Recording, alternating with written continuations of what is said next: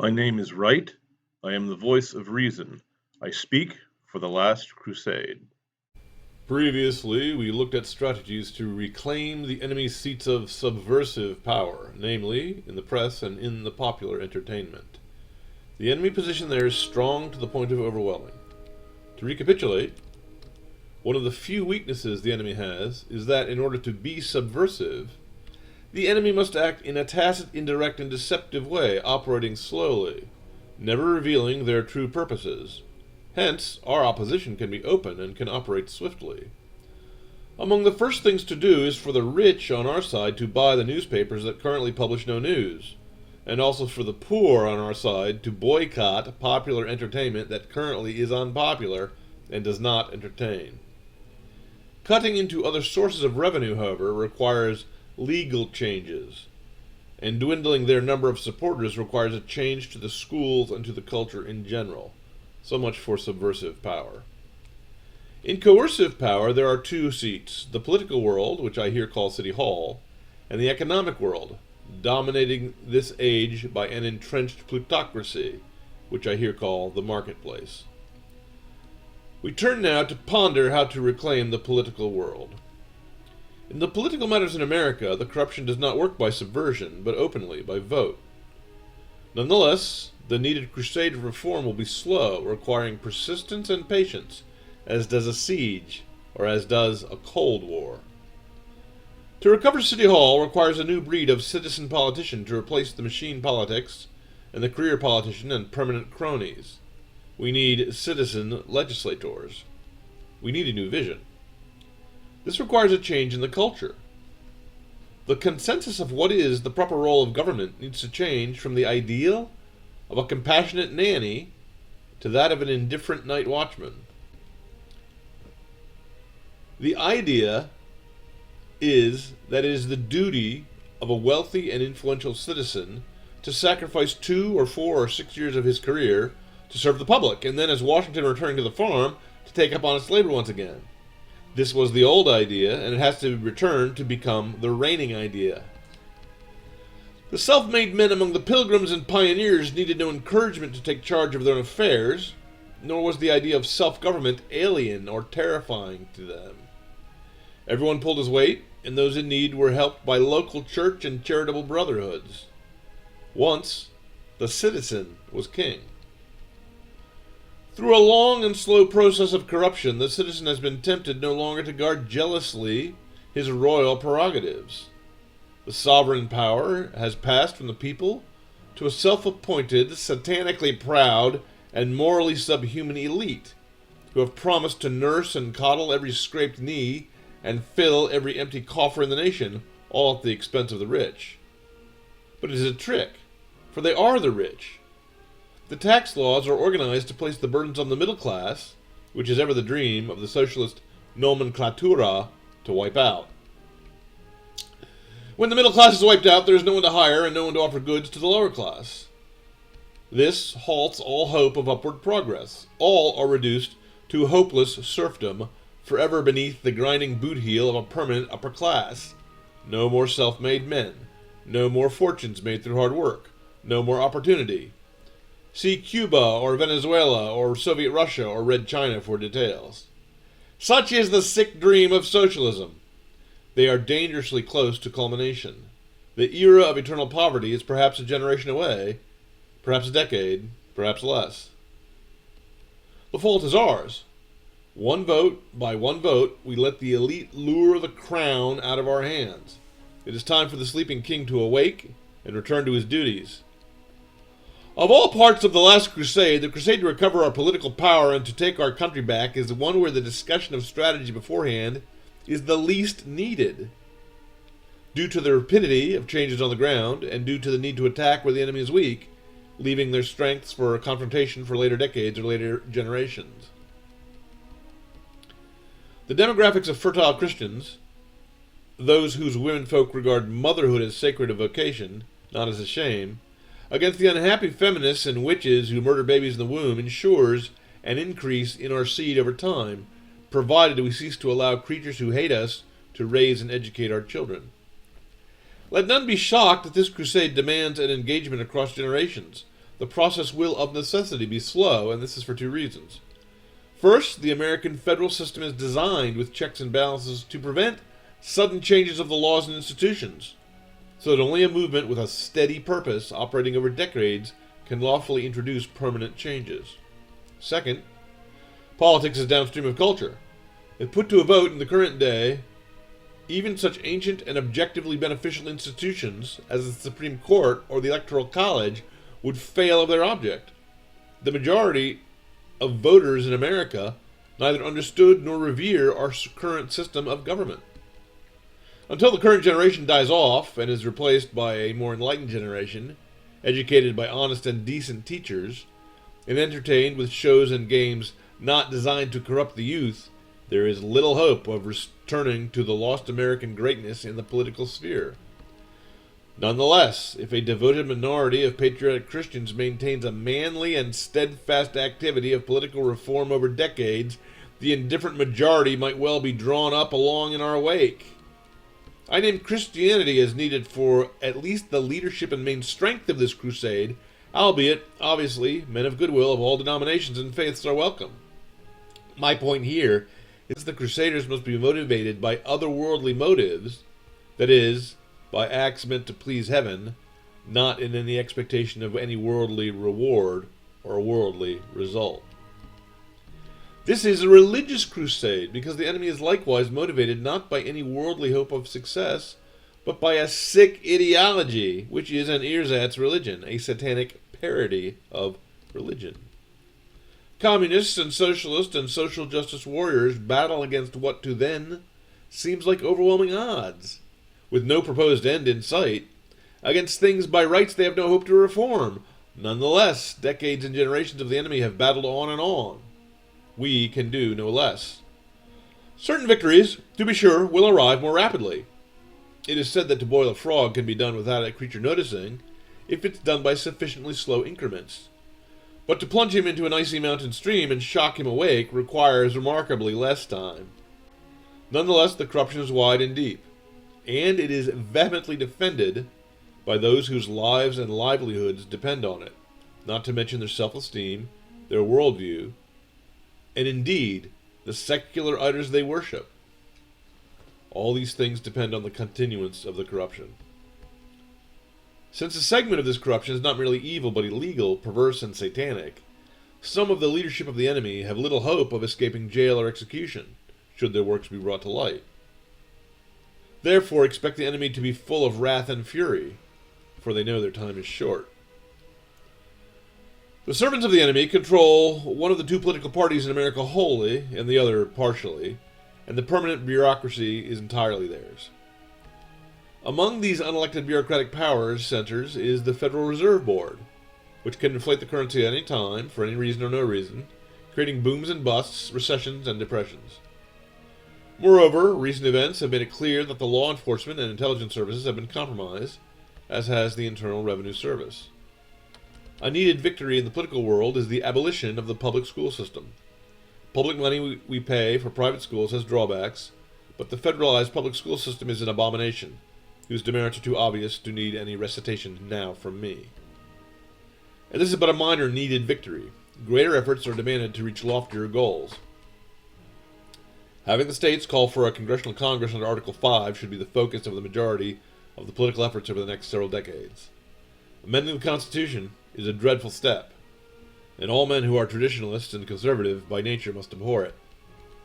Nonetheless, I submit that the desperation of the situation justifies it. At this time, it is an even bet, a coin toss, whether we shall remain free or collapse rapidly into an utterly hopeless socialist totalitarianism.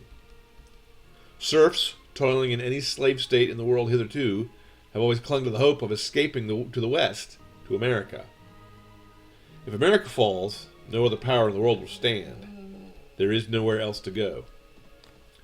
Moreover, the illness presently afflicting the American political system is not a matter of a fever of one season. These ills are long-standing and have deep roots and wide foundations. The bias against liberty is systemic and institutional. The Constitution has slowly and systematically been corrupted, and so it must be set right. The states, not the federal government, must initiate the amendments, as it is unrealistic to expect the federal machine to correct itself against its own self-interests. Here are 9 constitutional proposals which would beneficially change the system of incentives under which our federal system currently runs. Entire volumes could be written on any of these topics. Here we must be content with a brief overview. For those of you who wish to read a volume on the topic, please read Mr. Mark Levine's The Freedom Amendments. You will recognize whence come these ideas for these proposals. First, repeal the 17th Amendment, legislative election of senators. Most, if not all, of the impositions, corruptions, and erosions of the liberty of the people has been due to an old progressive-era amendment, voted in at about the same time as the income tax and women's suffrage, where the state governments no longer have the power to select their own senators for themselves. Instead, senators are selected by popular vote, which operates on the state level just as popular votes do on the national level. Namely, it takes power from rural areas and grants it to urban areas. The effect of having senators and congressmen voted from the same constituency to render the senators beholden not to the state government, but to national political parties. The federal government has been too strong and out of constitutional balance for over a century, and until this is corrected, the liberties of the citizens are at the mercy of the next federal change of administration. Second, restrict judicial review. Not one or two, but all of the corruption to our constitutional form of government springs from the abuse of power of judicial review by the Supreme Court. This power appears nowhere in the Constitution. It is an artifact of the common law. In effect, the Supreme Court in the Jefferson administration awarded it to itself. Gay marriage, abortion, and the doctrine of administrative hearings being immune to judicial review, the extension of non-discrimination law on the basis of sex to those suffering gender dysphoria, and, in short, every encroachment on our ability to choose the laws that rule us is due to Supreme Court activist overreach. Some reasonable mechanism, such as a congressional supermajority or a veto by the executive, is needed to abolish the power of justices to legislate from the bench, and to restrict them to interpreting the law. Please note that the limits of the jurisdiction of the Supreme Court are established by the Congress, and so, without any necessity for a constitutional amendment, Congress could, tomorrow, take cases and controversies involving family law out of the jurisdiction of the Supreme Court, so that each state could decide for itself, by the political process of a representative democracy, decide the questions of monogamy and incest and other questions of family law. Third, require a balanced budget and limit federal spending and taxation. This is self-explanatory. The main danger to our liberty is the continual overspending by the federal government, both to the poor to buy votes, and to the rich to sustain not just the military-industrial complex, but a number of syndicated, if not fascist, plutocratic corruptions. Fourth, subject federal departments and bureaucratic regulations to reauthorization and review. It is commonplace that no federal program ever ends once it begins. Bureaucracies are under a perverse incentive to fail at whatever problem they are designed to solve. So, a drop-dead cutoff after which they would not be legal to fund them further without a specific act of legislation re-enabling their powers is called for. Also, the legal decisions rendering administrative and courts immune from judicial oversight were wrongly decided. The Congress nowhere in the Constitution has the authority to dedicate their lawmaking powers to others. Fifth, repeal the Commerce Clause. The federal government was never intended originally to regulate the economy. It was meant only to prevent states from erecting barriers to trade or exacting tariffs between states, and to standardize weights and measures. That was all. It was a judicially indefensible misinterpretation of the Commerce Clause, propounded by the Roosevelt administration, which led to what was and is simply a naked power grab. If the general public can be convinced that the federal government in times to come should have the authority to regulate private activities of men buying goods, and that the states do not, well, then let them make the case and gather the votes. But the abomination of amending the Constitution without amending it, that must be stopped. Sixth, limit the powers of eminent domain. Corruption is inevitable if the states can seize private property for public use for the benefit of other private citizens, especially land developers. Seventh, create a process whereby 2/3 of the states can nullify federal laws. Again, the balance of power between the federal and state governments has been disturbed. The amount of harm Obama administrations were able to do, and the amount of good one Trump administration was able to do, by himself without the aid of Congress, shows that the federal government is far, far, far too potent to be the government of a free people. Eighth, require a photo ID to vote and limit early voting. This is necessary to curtail the widespread voter fraud without which the enemy, whose policies all decent people oppose, cannot win elections. Ninth, impose congressional term limits. There are two sound arguments against term limits. First, that the right of the people to select their own representation as they see fit should not be abridged. And second, that the absence of senators and congressmen with long histories in Washington will strengthen the permanent bureaucracy and lead to the formation of a deep state. Here is the argument in favor. First, that the vision of the Founding Fathers, whose wisdom in all other respects is grounded in a sharp insight in human nature and a deep reading of history, was of the citizens ruling themselves. As with jury duty or as with the draft, serving the public by shouldering a burden of a term in Congress was never meant to be a permanent profession. The founders were justly wary of permanent placemen who worked for the government and not for the people. The temptation to corruption is greater for professional politicians as they grow ever more indifferent and unfamiliar with the lives of normal working men. If the wisdom of having politicians serve only briefly in the halls of power, too briefly to become easy or familiar with the situation, too briefly to make long-standing compacts for mutual corruption with the plutocratic donor class or the media propagandists, merely the mention of the name of Donald Trump should suffice. Not being a professional politician, policies that were politically wise or useful but which a common man would never condone, to him were possible and reasonable courses of action.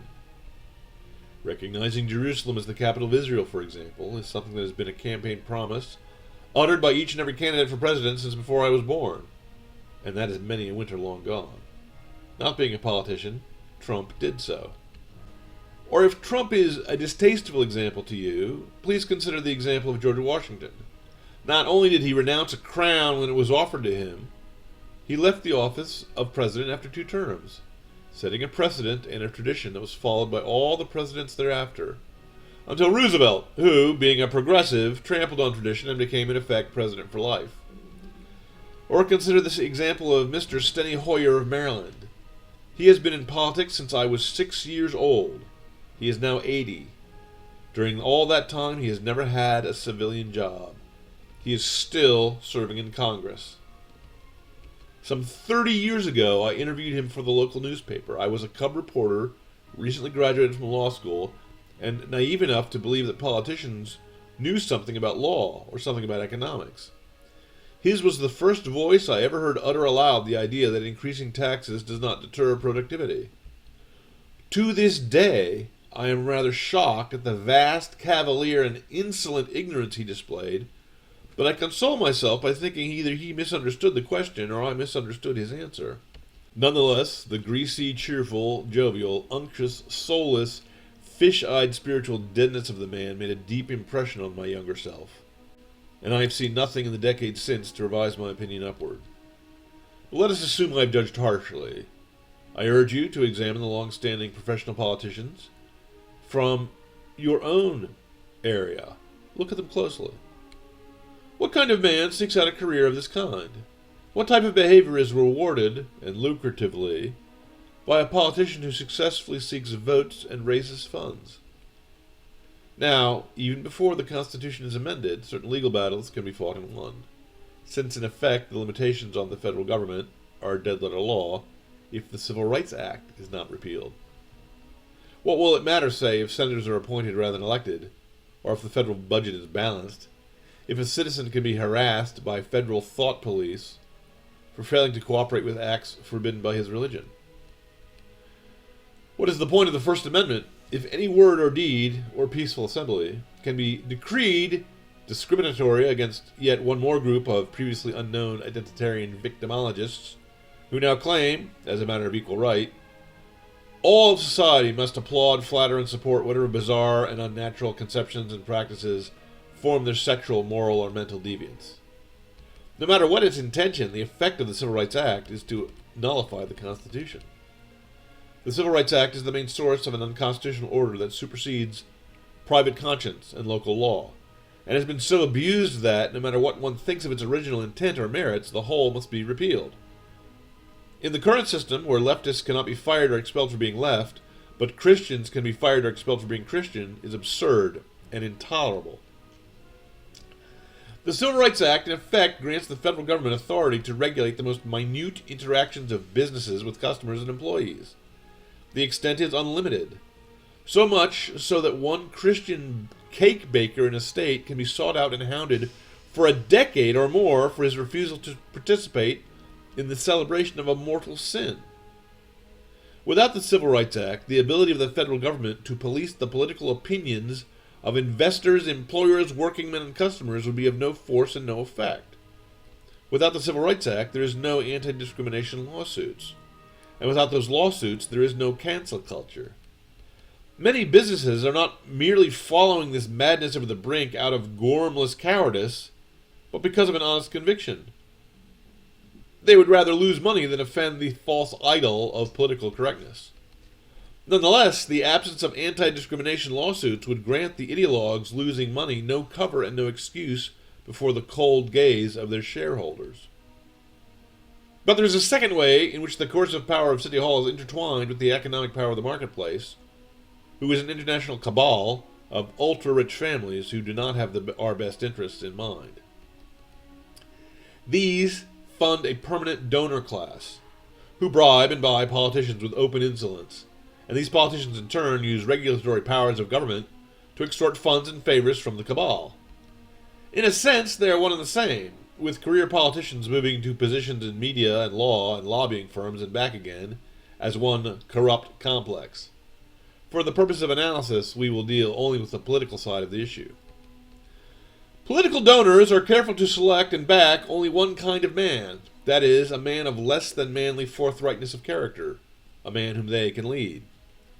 Charismatic leaders are only funded if and when they are ideologically favorable to the donors.